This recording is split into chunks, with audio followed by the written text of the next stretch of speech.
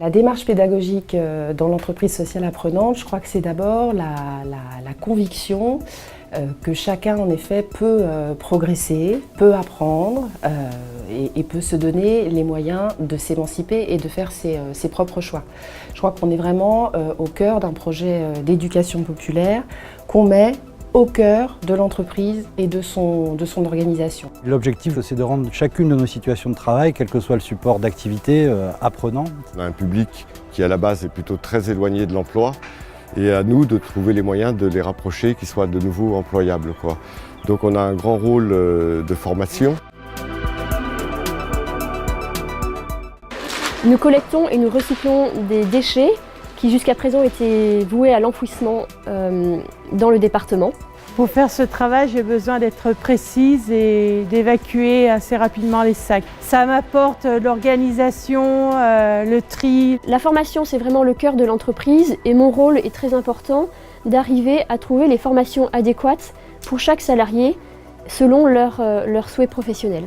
La formation n'est pas tant technique sur le support qu'on utilise, qui pour nous sont les espaces naturels en gestion ou les espaces verts, mais surtout sur ce qu'on appelle les repères professionnels, de manière à ce que tout salarié qui quitte notre structure ait les repères de base qui puissent lui permettre de s'intégrer dans une autre entreprise. Il faut formaliser ces apprentissages et il faut à la fois redonner confiance aux personnes d'abord par le faire, et en particulier le faire ensemble, c'est vraiment aussi au cœur de notre démarche pédagogique, le collectif, pour réaliser qu'en effet, on sait faire, et après, en effet, formaliser ces apprentissages.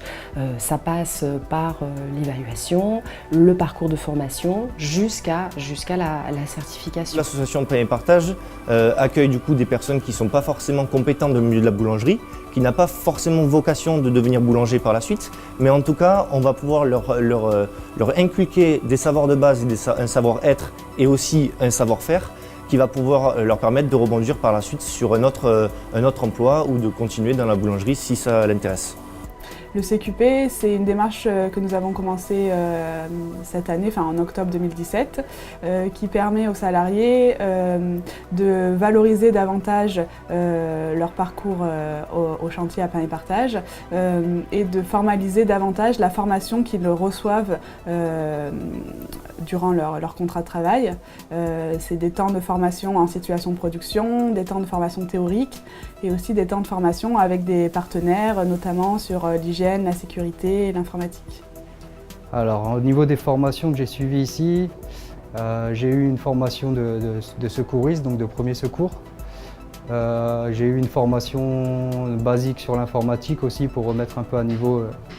Chez Ethicofil, j'ai appris différents logiciels sur lesquels travailler, Word, Excel. Ça va me permettre de trouver du travail dans ma voie. Je suis arrivée ici, j'étais vraiment novice, je ne savais pas du tout. Et je suis vraiment contente d'avoir appris tout ce que j'ai appris en peu de temps en plus.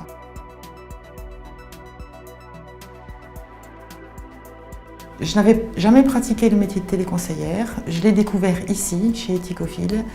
Et ça se passe très bien. Et d'ailleurs, c'est le métier que je veux faire en sortant d'ici.